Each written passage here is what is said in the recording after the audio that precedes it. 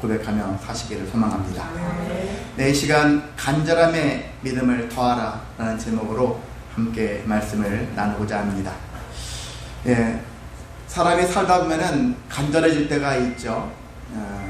정말 아이가 태어날 때도 옆에서 부모님들이나 가족들이 얼마나, 또 본인도 그렇고요, 아이가 순산되어지기를 간절하게 기대했을 것이고, 그 아이가 나중에 잘 자라고 대입을 할 때도 간절하고 제발 합격하기를, 그리고 취업할 때도 그렇고 결혼해서도 잘 살기를 간절히 바라는 마음들이 있습니다.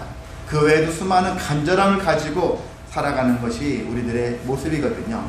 근데 이 간절함은 누구에게나 다 있습니다. 믿는 자나 믿지 않는 자, 모든 자들에게 있는데, 그 간절함을 가지고도 우리는 소망이 이루어질 때가 있으나, 우리는 성도로서 더욱더 이 간절함뿐만이 아니라 여기에 믿음을 더해갈 수 있는 삶이 우리에게는 필요합니다. 이 믿음이라는 것은 단지 그냥 추상적인 것이 아니고, 그냥 샤머니즘적인 생각을 가지고 미신적 어떤 의미에서 그냥 막연한 그런 믿음이 아니라 확실한 믿음, 하나님께서 해결해 주실 것이다라는 확실한 믿음이 우리에게 있어야 하는 것입니다. 세상에 많은 사람들은 눈에 보이지 않으니까, 주님은 눈에 보이지 않으니까 어떤 걸 찾습니까? 눈에 보이는 사람을 의지합니다. 그래서 사람을 쫓아가고 그 사람을 믿고 그 사람을 의지해서 그 사람을 통해서 문제 해결받기 위해서 몸부림치고 있습니다. 그런데 결과는 실패하는 것이거든요. 그리고 또한 돈을 쫓는 사람들이 있죠. 돈이면 다 해결된다는 마음을 가지고, 사실 돈은 엄청난 위력을 가지고 있습니다. 많은 사람들이 돈 때문에 죽는 일들이 비일비재합니다.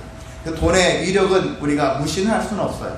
근데 돈이 그 자체가 엄청난 능력자냐? 그럴 수는 없다는 것이죠. 그래서 돈만 의지한다면, 돈만 믿게 되어진다면 그 역시 그 인생은 실패한 인생을 살 수밖에 없다는 것입니다.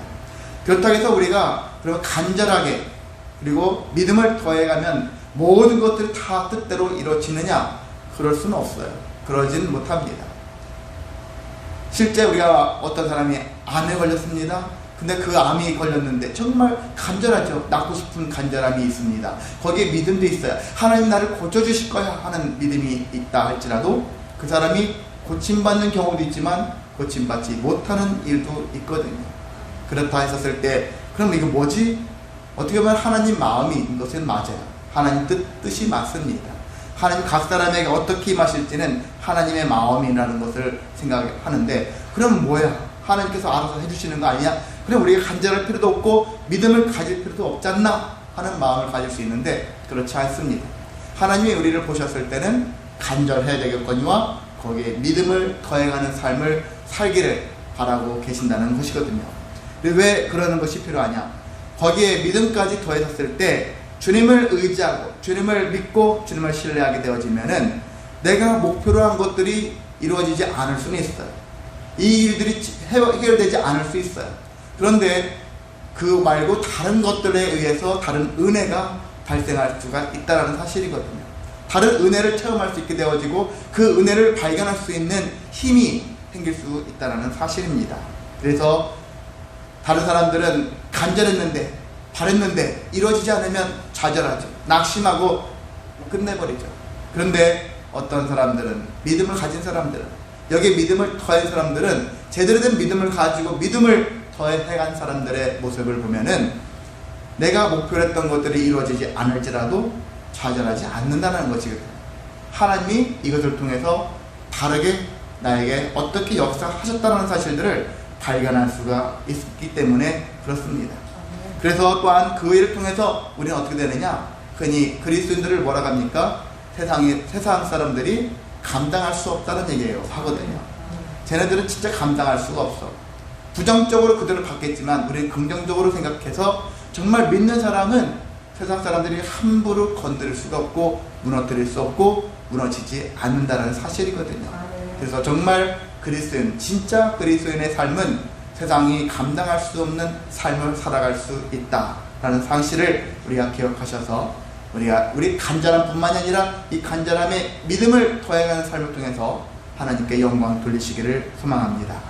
오늘 본문에 있는 말씀은 여러분 잘 알고 있는 말씀이에요. 그리고 흔히 이야기 속에 또 다른 이야기가 들어가 있는 그런 중첩된 이야기인데, 누가는 이야기를 왜 이렇게 했었을까? 어떻게 보면 비교하는 거예요. 두 사건을 통해서 어떻게 우리가 어떤 자세를 취해야 되는가에 대한 부분들을 가르침을 주기 위해서 한 큰 틀에서는 한 사건인데 그 안에 또 사건이 이어지면서 그것을 통해서 우리가 어떤 교훈을 얻기를 원하는가 누가가 우리에게 소개하고 있습니다. 자, 그런 관점에서 말씀을 이제 보겠습니다. 예수님이 이제 갈릴리의 저 반대편에 있는 거라사인의 땅에서 돌아오셨습니다. 그랬을 때 많은 사람들이 이미 알고서 예수님 오신다는 얘기 알고, 당시 예수님은 이제 슈퍼스타예요. 뜬 분이에요, 뜬 분. 그래서 자고 났더니 스타가 되었더라 하는 것처럼 예수님은 엄청난 슈퍼스타예요. 예수님이 어디를 가시는지는 사람들한테 아주 촉각을 세울 수 있는 그런 분이기 때문에 예수님이 거라사인의 땅에서 돌아오셨다는 소식을 들은 사람들은 미리 와가지고 환영을 하고 있는 것이죠. 자, 그런 입장에서 한 회당장이 나오죠. 야이로 하는 회당장이 나와서 예수님의 발 아래 엎드렸어요. 이게 엎드렸다는 얘기는 무릎을 꿇었다는 얘기죠. 꿇고 엎드린 것이죠. 자, 자기의 집에, 내 집에 오십시오 라고 강구합니다. 왜 그랬습니까? 나에게는 12살 된 딸이 있어요. 근데 외동딸이에요. 아들도 없는 그냥 외딸이에요. 딸이 있는데 그 하나밖에 없는 딸이 죽어가고 있는 것이죠. 그래서 이 회당장이 무릎을 꿇었다는 사실은 엄청난 사건이에요. 일반인이 아니라 회당장이. 회당장이라는 것은 회당의 책임자이면서 공동예배를 주관하는 자이고 유대인을 대표하는 사람 중에 한 사람이에요. 그래서 상징성이 뛰어난 인물이거든요. 그런데 그 사람이 어떻게 보면 자기들에게 입장에서 봤을 때는 예수는 이단과 같은 존재예요. 당시로서는. 근데 그 이단 앞에서 무릎을 꿇는다? 그것은 쉽지 않은 일입니다. 그 무릎을 꿇는다는 얘기는 자칫 잘못하면은 자기의 직업을 잃을 수 있어요. 사람들한테, 다른 유대인들한테 욕을 얻어먹을 수도 있는 그런 상태일 수 있다는 것입니다. 예수께 나아가는 것이 쉽지 않은 일이고 거기다가 무릎을 꿇는 것은 더 쉽지 않은 일인데 이 사람에게는 뭐가 있습니까? 지금 간절함이 있어요. 간절함은 무릎을 꿇게 합니다. 간절함은 무릎을 꿇게 만들죠. 모든 사람들이 간절해지면, 너무 간절함이 아주 그게 다다르면은 무릎을 꿇고 엎드려 자복하는 마음을 가지고 나아갈 수밖에 없는 것입니다. 다른 것도 아니고 내 외딸이 죽게 생겼는데 내가 지금 회당장이 문제냐? 이게 지금 중요하냐? 내 딸을 살리는 게 더 중요하지. 간절함에서 그러한 회당장의 자리보단 내 딸을 살리는 선택을 했던 것이 야이로의 선택이었다는 것입니다. 자, 그런 간절함이 있다 보니까 예수님이 그 간절함을 보셨는지는 모르겠지만 그 간절함에 따라서 그의 집으로 향하고 계시죠. 그래서 많은 사람들이 인파가 몰려들다 보니까 쉽게 앞으로 나아가지 못하는 그런 상태에 있었는데 갑자기 어떤 또 다른 사건이 발생했습니다. 그 뭐냐면 12해를 똑같이 또 12년을 혈루증으로 앓는 여인이 있었다는 얘기죠. 혈루증이라는 것은 피가 흘러나오는 거예요. 근데 몸에서 이렇게 나올 수는 없는 것이죠. 어디서 나오겠습니까? 여자로 쳤을 때는 여자의 남자가 없는 부분에서 나오는 것이죠. 출산하는 그런 곳에서 나오는 곳인데, 일종의 이것을 12혈루증을 현대 학자들은 무슨 병이라 생각하냐면은 자궁암 같은 그런 개념으로 생각하고 있어요. 자궁에서 지금 출혈이 발생해 가지고 피가 계속해서 나오는 거예요. 12년째 암에 시달리고 있는, 종양에 시달리고 있는 그런 여인이라고 할 수 있는 것입니다. 오늘날에도 암 걸리면 괴롭잖아요. 힘들지 않습니까? 암 치료하는 것이 얼마나 괴롭고 힘든 일인지 우리 경험하지 못하지만 그 사람들 입장에서는 정말 차라리 죽고 싶다 하는 마음을 품을 정도로 괴로운 일입니다. 근데 이 12년 동안 혈루증을 앓고 있는 여인, 근데 지금까지 고치기 위해서 얼마나 몸부림쳤겠습니까? 여러분도 어디 아프면 고치려고 몸부림치지 않겠습니까? 용하다는 곳은 다 쫓아다닐 거예요. 그렇게 했는데 돈은 돈대로 다 허비하고, 그런데 병은 병대로 오히려 고쳐지는 것이 아니라 계속해서 병은 더 깊어져만 갔다는 사실이거든요. 자, 그렇게 되다 보니까 재산도 다 없어지고 주변에 또 격리가 될 수밖에 없어요. 구약에 따르면 혈루증 같은 유출병을 앓고 있는 사람은 불결해요. 부정합니다. 그래서 사회적으로 격리가 될 수밖에 없고 저 사람하고는 가까이 하지 마, 부정해 하면서 사회적으로 격리를 당할 수밖에 없고요. 그리고 자기 본인은 육체적으로 고통이 따르고 사회적으로 격리를 당하고 있고 종교적으로는 죄인이에요. 왜?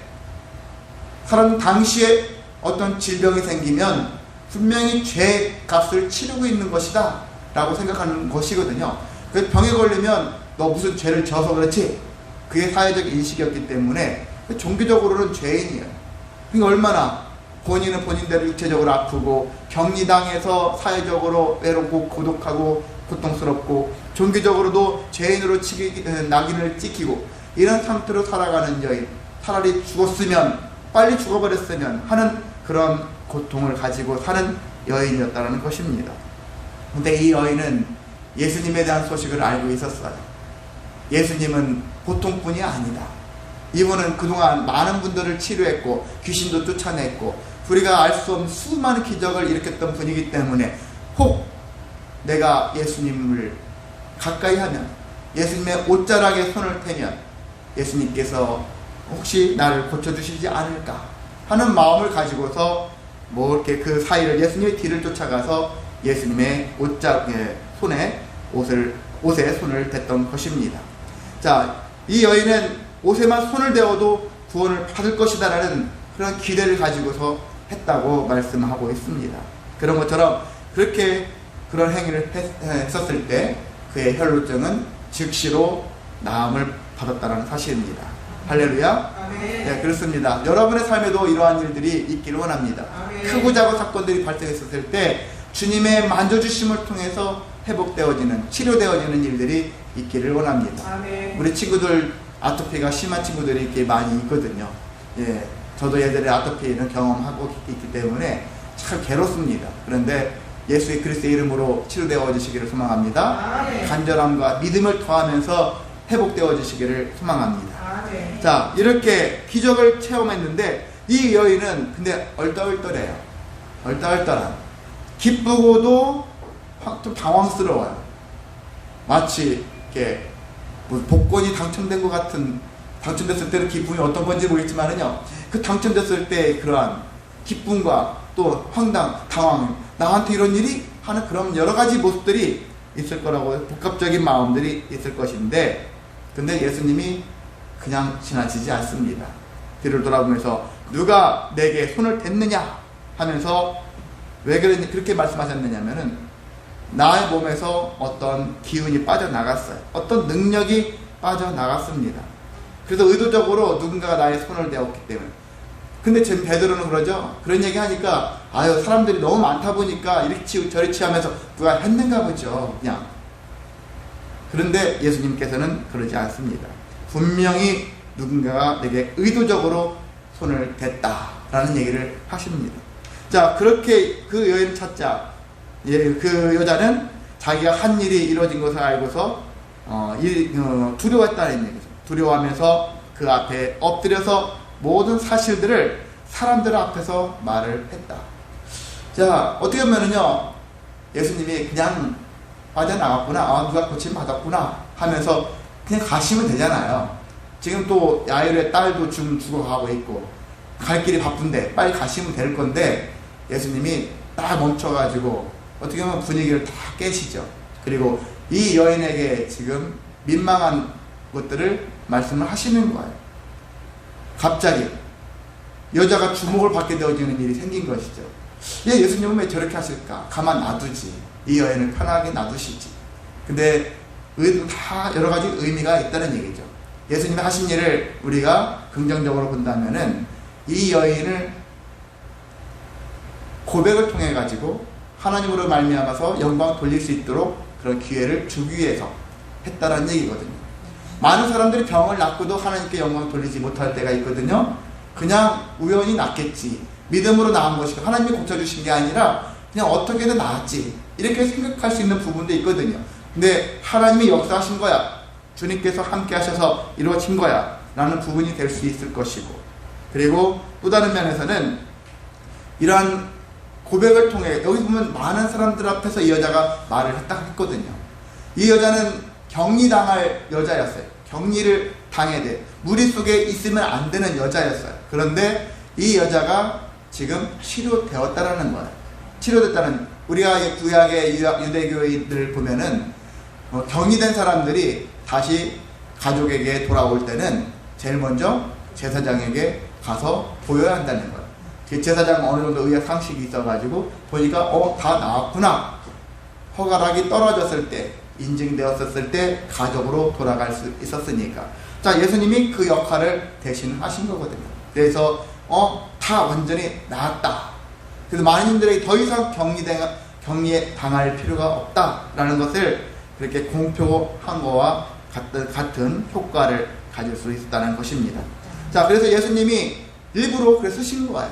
그래서 여인들 입장에서 부끄럽게 사람들이 나를 막 주목하게 만드셨지만은 오히려 그것을 공개적으로 이제는 이 여인이 혈루증 앓던 여인이 아니라 혈루증이 치료된 여자다, 회복된 여자다 라는 것을 공표한 사건이었다라는 것을 예수님의 크신 뜻이 담겨 있다라고 볼 수 있는 것입니다.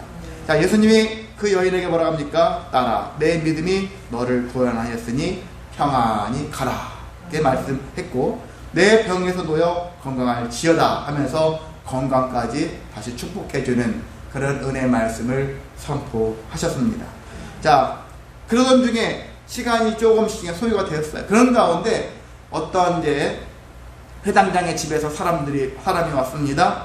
그리고 회당장에게 얘기를 하기로 당신의 딸이 이미 죽었습니다. 죽었기 때문에 예수가 여기까지 회당장의 집까지 오실 필요까지는 없습니다. 그렇게 얘기를 한 것입니다. 이제 예수님은 그 얘기를 듣고서 회당장에게 무슨 말합니까? 지금 회당장에게는 좌절과 절망이 다 왔겠죠. 내 딸이 결국은 죽었구나, 이제 끝났구나 라는 그런 마음을 품었었을 때 예수님께서 한마디 하십니다. 뭐라고 하십니까? 두려워하지 말고 믿기만 하라. 아멘. 두려워하지 말고 믿기만 하라. 회당장은 그럴 거예요. 뭘 믿으라는 것이지? 죽었는데. 회당장에게는 어떤 마음이 있었냐면 간절함은 있는데 믿음이 부족했어요. 믿음이 없었어요.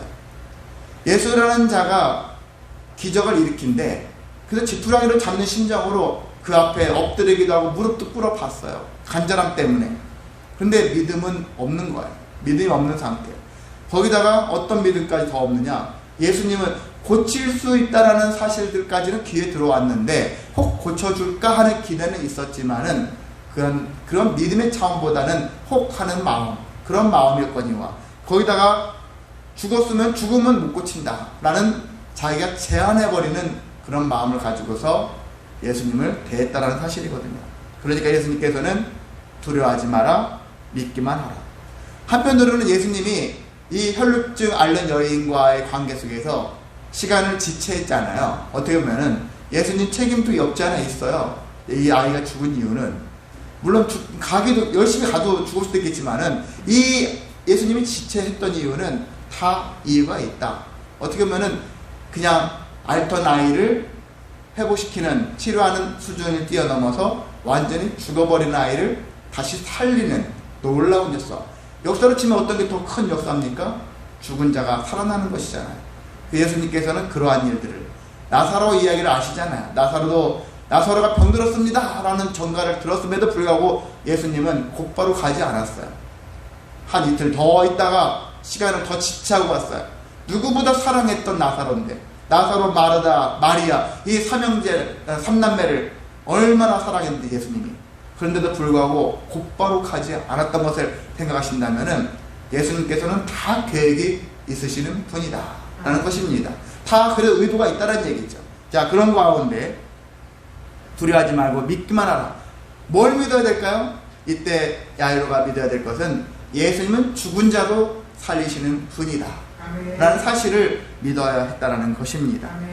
자, 사람들은 그냥 다른 것들은 그냥 더 적당히 믿을 수 있어요. 사냐 죽느냐의 문제에서는 근데 사람들이 사냐 죽느냐의 문제에서는 죽었다면 모든 게 끝이구나. 그렇게 해서 생각을 거기서 마치게 되어지는데, 주님은 그렇지 않다. 사람들, 그리고 주님께서의 관심은 그런 관심을 뛰어넘어서 너에게 믿음이 있냐 없냐 라는 관심으로 사람들의 마음을 그쪽으로 옮기는 거예요.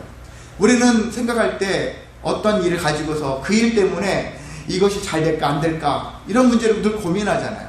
사업이 잘 될까 안 될까, 자녀의 인생이 잘 될까 안 될까, 이런 거 가지고 잘 고민하는데, 정작 나 안에 내가 믿음이 있는가 없는가, 이 부분에 대한 고민을 잘 하지 않는다는 거예요.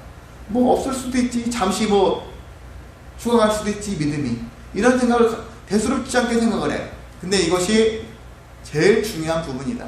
하나님이 우리를 보실 때 제일 먼저 보시는 것, 제일 나중까지 끝까지 계속 보시는 것은 믿음이라는 거거든요. 아멘. 믿음이 있니 없니. 아멘. 믿음에 따라서 우리를 판단하신다는 거거든요. 아멘. 심판하시는 것도 믿음에 따라서 심판하시는 거거든요. 아멘. 그러니까 모든 기준이 믿음이기 때문에 우리가 하나님 앞에 나아갈 때는 조건이 믿음이니까 믿음이라는 것을 갖춰야 되는 거예요. 내가 정말 믿고 있는가? 아멘. 끝까지 믿고 있는가? 모든 것 다 믿고 있는가? 나는 할 수 없지만 하나님은 하실 수 있습니다라는 것에 대한 믿음을 내가 갖고 있는가? 하나님이 나를 구원하실 것에 대한 믿음을 갖고 있는가? 이런 믿음을 우리가 가져야 하는 것입니다. 아멘. 그것을 우리가, 하나님이 그렇게 관심이 있다면 우리 거기에 관심이 맞춰주는 거잖아요. 한마디로 갑과 을이 있으면 을이 할 수 있는 것은 갑의 마음을 아는 거예요. 하나님이 갑이시다면 우리가 갑의 마음을 알아야 되는 것이죠. 하나님이 뭘 보시는가? 믿음을 보신다. 그럼 내가 믿음 안에 거해서 믿음에 합당한 삶을 살아야겠구나. 이러한 삶이 되어지시기를 소망합니다. 아멘. 자, 예수님은 이제 계속해서 그들의 집에 갔고요. 그리고 3명의 제자들과 함께 그의 집으로 안을 방에 들어갔고, 그의 부모와 함께 그 아이를 위해서 예수님께서 아이의 손을 잡고서 우리가 잘 알고 있는 용어 뭐죠? 달리다 둠, 아이야 소녀야 일어나라, 그렇게 선포를 하셨습니다. 그래서 아이의 영이 돌아왔고, 그리고 예수님께서는 먹을 것을 주라 하시면서 부모님이 놀랐었죠. 그런데 예수님께서는 아무에게도 알리지 말라, 오히려 경고를 하셨다고 나와 있습니다. 자, 이러한 일들을 통해서 우리는 생각을 해봅니다.